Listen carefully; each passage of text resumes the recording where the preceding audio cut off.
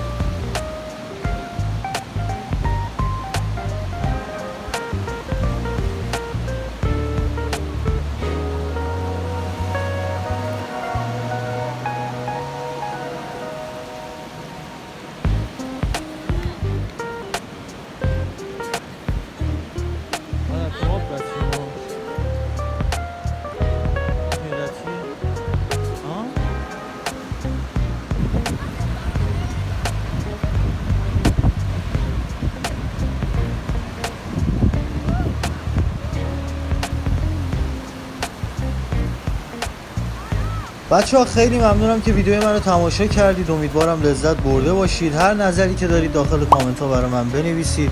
لایک یادتون نره، دکمه سابسکرایب هم بزنید. من به حمایت شما خیلی نیاز دارم. تا ویدیو بعدی مراقب دلای زیباتون باشید.